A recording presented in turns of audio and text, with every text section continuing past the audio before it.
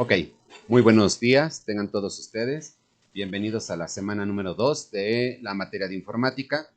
Para ello les tengo preparada por aquí lo que es una pequeña presentación, no sin antes mencionarles algunos conceptos claves que trabajamos la sesión anterior y sobre todo algunos lineamientos que tienen que tener en cuenta, que no voy a ser tan reiterativo en ellos, pero a razón de ser la semana número 2, es importante de que los conozcamos, que los apliquemos y que estemos totalmente familiarizados con ellos. Recuerden ustedes que sobre todo uno de los más importantes es que cada vez que nos veamos en la parte de la conferencia sincrónica, que es totalmente en vivo, como lo saben ustedes, tienen que estar activas sus cámaras al 100%, sus micrófonos apagados, a no ser de que les solicite por ahí alguna participación, y que se mantenga el orden y el respeto que conlleva siempre una videoconferencia. ¿Sale, chicos? Bueno,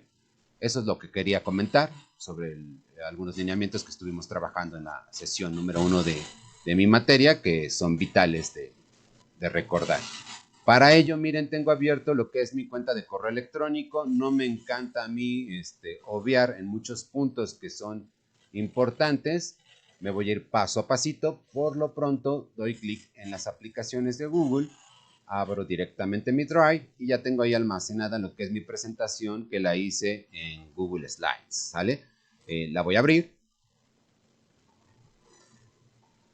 Ok, y sobre esta presentación que trabajaré el día de hoy con ustedes, también se recordarán algunos conceptos que trabajamos en la sesión 1. Platiqué con ustedes sobre el concepto de informática. Recuerden todos ustedes que muchos autores mencionan que informática es una ciencia, algunos otros que es una disciplina, pero bueno, para no entrar en la parte de controversia si es ciencia o disciplina, porque sí toma como tal el método científico para el uso de materias totalmente exactas como lo son las matemáticas o la física, lo más vital de mencionar es que lo que propicia es el tratamiento automático de la información y todo lo que conlleva el tratamiento automático de la información, como es su almacenamiento, su procesamiento y sobre todo la transmisión de estos datos de una manera eficiente. Eso es en realidad lo que importa en el estudio de la informática, que la información sea relevante, sintetizada y de una manera totalmente correcta. ¿Hecho? Para ello, les tengo por aquí preparados algunos conceptos básicos que debemos de conocer.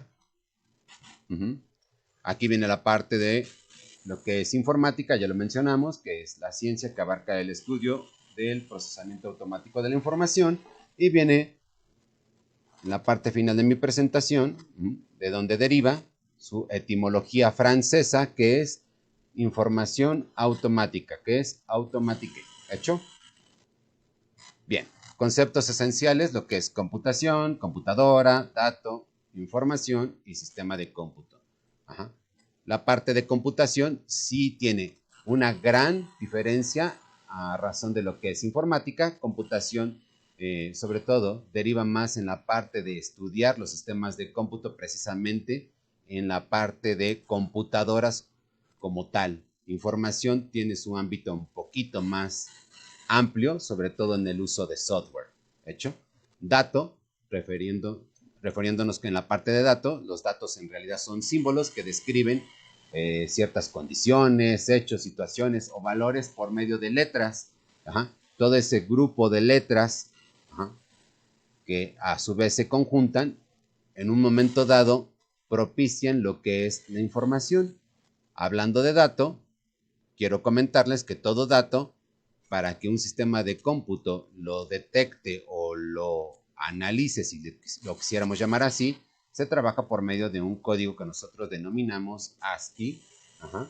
Y ese código ASCII, para que llegue a lo que es una letra A, una letra R, cualquier tipo de letra, ajá, se trabaja por medio de un código binario. Recuerden ustedes que las computadoras únicamente operan con códigos binarios. Los códigos binarios corresponden a ceros y unos. Un grupo de 8 ceros y unos, entonces se procesan como un byte. Pero eso lo vamos a ver más a detalle en la sesión número 3. ¿Hecho? Un sistema de cómputo trabaja directamente entonces con lo que es hardware, software y la parte de humanware. ¿Hecho? Hablando del hardware, bueno, recuerden todos ustedes que la parte del hardware no son más que las partes físicas de una computadora, todo lo que es tangible, todo lo que se puede como tal tocar. De hecho, un teclado, un impresor, unas bocinas, entre otros elementos. La parte del software son el conjunto de programas que permiten que este hardware funcione de manera efectiva. Ajá. Y este software puede procesar, almacenar información de acuerdo a una serie de instrucciones que son consideradas o generadas por parte del usuario. Y es a lo que voy, la parte del humanware. Ajá, somos todas las personas que estamos involucradas en el proceso de diseño y utilización de las computadoras, es decir, nosotros como usuarios. Y hablando de usuarios, bueno, pues ustedes como alumnos son usuarios que trabajan directamente en la parte del software y del hardware, pero no únicamente son catalogados, ¿no? Como tal, usuarios de tipo final, porque existen algunos otros usuarios que son, por ejemplo, ciertos programadores o diseñadores de hardware o técnicos en mantenimiento y reparación de computadoras, y todos ellos, como nosotros, formamos parte de la cuestión de lo que es humanware. Y bueno, para platicar acerca del hardware nos podríamos llevar muchísimo tiempo. Sin embargo, generé una pequeña tabla en donde contemplo los elementos primordiales dentro del hardware interno. Porque hace rato yo mencionaba, bueno, que la parte del hardware son unas bocinas, una digitalizadora, una impresora, un teclado, entre otras cosas. Pues bueno, existe también el hardware interno. El hardware interno es el que permite al sistema de cómputo poder generar una serie de datos o el mismo procesamiento de la información que había mencionado hace unos momentos. De hecho, tenemos sobre todo el principal hardware interno es la motherboard. La motherboard o tarjeta madre, como ustedes decidan llamarle, es una placa base o placa central que se encuentra colocada dentro del gabinete.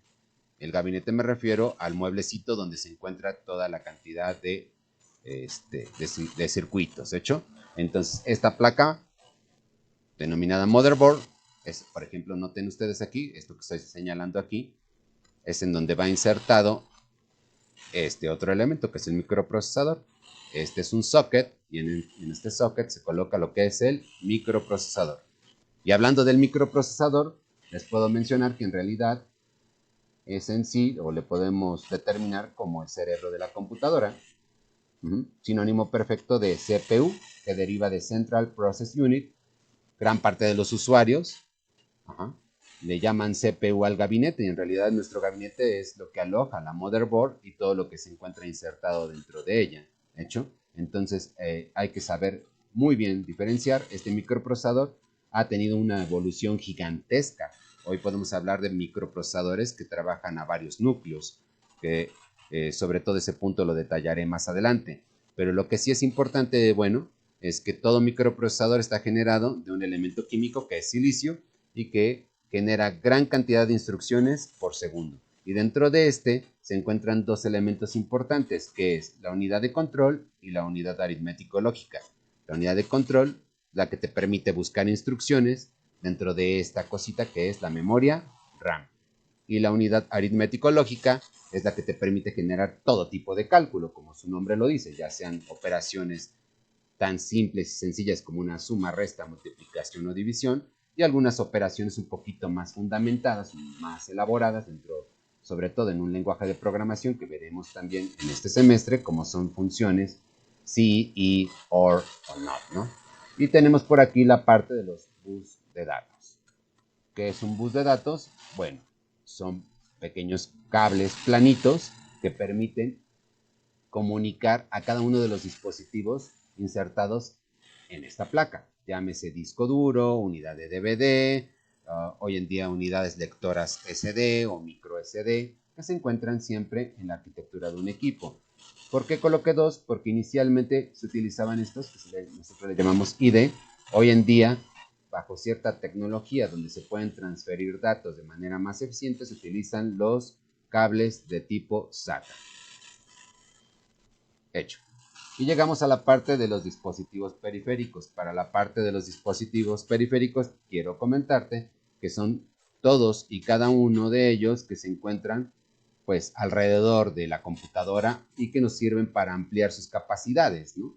Este tipo de capacidades de la computadora, bueno, si tú quieres almacenar un mundo de información de canciones, películas y eso, lo que colocas es un disco duro externo. Si tu computadora tiene un disco duro pequeño, de 500 o hasta 1 terabyte, hoy en día existen unidades de disco duro hasta de 5, 8 o más terabytes. ¿Hecho? También tenemos digitalizadores como lo son algunos multifuncionales, impresoras o escáneres. ¿Qué más puedes apreciar aquí en la imagen? Ajá. Algunos joysticks para juegos, algunos audífonos, una webcam, entre otras cosas. Para este tema en específico lo abordaremos en la sesión número 3. Ajá. Por ahí tenemos preparada lo que es una actividad referente a dispositivos periféricos. Y bueno, en la sesión anterior también platicamos sobre la parte de la clasificación del software, y hablando de la clasificación del software, recuerda que tenemos 3 grupos importantes, que es el software de sistema, el de aplicación y el de programación. Recordando que el software de sistema es el que se encarga de controlar y administrar los componentes del hardware en un sistema informático. Ajá. Tanto sean internos o también de manera interfaz externos, como lo habíamos mencionado hace rato de los dispositivos periféricos. Entre los 3 principales que liderean hoy en día en el mercado, hablamos de la parte de Microsoft, globalmente el más importante. ¿Por qué? Porque hoy en día te compras una computadora y si es marca Hewlett o es Acer o es cualquier otra marca, en el uso de Microsoft viene como tal ya totalmente incluido. Hay algunas otras computadoras que es como tal su competencia, que es la de Mac, ¿sale? Y por aquí, por ejemplo, te coloqué lo que es el Mac iOS Snow Leopard, que funciona con este tipo de equipos. Y el de acá abajo, el menos conocido, pero que créeme que es muy funcional, es Linux. La imagen que están apreciando, que le estoy por aquí señalando, es un Linux que nosotros le denominamos Ubuntu. Hoy en día, gran parte de los equipos de cliente servidor utilizados en grandes corporaciones utilizan por ahí lo que es el software de sistema Linux. De hecho, te puedo comentar que a sus inicios, la parte de Mac fue creada por medio de un lenguaje de programación de Linux que después entraré como tal en la parte de ese detalle. ¿Hecho? Tenemos por ahí lo que es el software de aplicación. Para el software de aplicación, recuerda que es un tipo de software que te permite realizar tareas totalmente específicas. Por ejemplo, quieres redactar una carta, bueno, utilizas, déjenme ver si por aquí lo tengo, un programa que es Microsoft Word, ¿no? Y si tienes por ahí que hacer recortar o hacer más estético una imagen, bueno, utilizas una imagen como Photoshop, ¿no? Un programa, perdón, como Photoshop. Si quieres por ahí realizar un cálculo específico tan sencillo como una suma o hasta un punto científico o alguna ecuación que estés utilizando en un momento dado en una materia de matemáticas, bueno, utilizas Microsoft Excel. ¿Hecho? El software de aplicación es el grupo mucho más grande que existe hoy en día en la clasificación del software. Y hay algunos otros que se trabajan totalmente online y hablando de la parte online, vas a notar en este curso que tomaremos totalmente en línea, ¿no? De acuerdo a la parte de la pandemia, que sí, son muy útiles muchos, algunos otros son determinados de tipo gratuito, como es el freeware, algunos otros te había mencionado en la sesión anterior, es que te dejan un número de accesos o alguna parte limitada que le denominamos a nosotros, a este tipo de software, shareware. El shareware como tal, en un momento dado se vuelve un software de tipo licenciado, o por el cual tienes que pagar para que tengas todos los privilegios que te puede proveer ese tipo de programas. ¿Hecho? Y bueno, entre ellos tenemos por ahí lo que es Google SketchUp, entre otros, algún tipo de software para videoconferencias y sobre todo el que vamos a trabajar esta semana, que es Lucidchart, que te permite generar lo que son mapas mentales, conceptuales, algunos diagramas que aprenderemos a trabajar, que nosotros le denominamos diagramas de Nash-Schneiderman o diagramas de flujo, también otro tipo de diagramación. Lo veremos en este tipo de software. Y entramos a la parte del software de programación. Para el software de programación no es más que cierto número de programas que te permiten crear pues otro tipo o una diversidad más amplia de programas que no se encuentran directamente involucrados en el mercado. ¿A qué me refiero con esto? Por ejemplo, tú vas a algún tipo de farmacia a comprar un medicamento y llegas con la cajera, hace la contabilización de tus productos para tu cuenta y te das cuenta que su punto de venta o bueno, su sistema de punto de venta, pues no lo compras en un Office Max o en algún otro tipo de establecimiento de software, sino que fue generado por una persona especializada en programación o en un lenguaje de programación para que realice dicha tarea. Y bueno, para no ir mucho más lejos con tanto rollo que te estoy aventando, nosotros trabajaremos directamente en este que estoy señalando. Veremos una versión de C++ o C++, como lo quieras llamar, que nosotros le llamamos o le denominamos Borland. Eso lo aprenderemos a lo largo del semestre. Y bueno, por aquí te tengo preparado lo que es un pequeño video donde te relataré lo más importante de los avances que ha tenido el software a lo largo de la historia, desde que tú inicias o enciendes una computadora, toda la información que se procesa es por medio de programas informativos o informáticos, mejor dicho. Este tipo de información, como lo ves en pantalla, es generada en base a diversos tipos de programas. Y aquí estamos viendo lo que es un sistema de cómputo desde la unidad central de procesamiento que se encuentra dentro de ese gabinete, la interfaz gráfica que es tu pantalla, la salida que son tus bocinitas y la captura por medio de una webcam. Y estos elementos, a su vez, todos tienen que interactuar para un fin común. Una computadora, para que aplique gran cantidad de software como lo que estás apreciando hoy en día, tiene que ser generada por medio de un lenguaje de programación. Lo que estás viendo en pantalla no son más que rutinas de un lenguaje de programación que nosotros le llamamos JavaScript. Este tipo de lenguaje de programación es un lenguaje de programación web y nosotros le determinamos como código fuente. El código fuente lo genera gente especializada, programadores, lógicamente, en el desarrollo de software. Y este desarrollo de software, a raíz de que sea efectuado por este programador, tiene un proceso, como notaste ahí, que decía de compilación o de interpretación de información para que a su vez se genere lo que es directamente una aplicación, ya sea por medio de un móvil o directamente de una página web, simplemente para la generación de un jueguito como lo estás viendo en pantalla.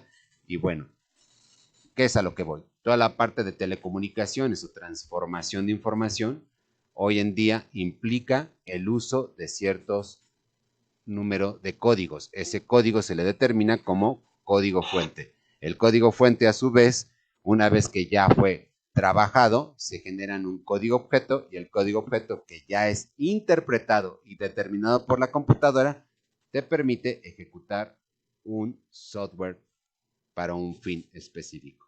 Espero les haya sido de mucha utilidad este pequeño video.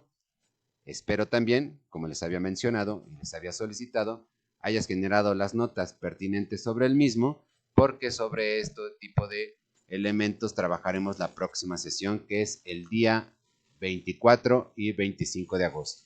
Muchachos, Dios los bendiga, cuídense mucho, pórtense muy bien, estudien demasiado y nos estamos viendo pronto. Hasta la próxima.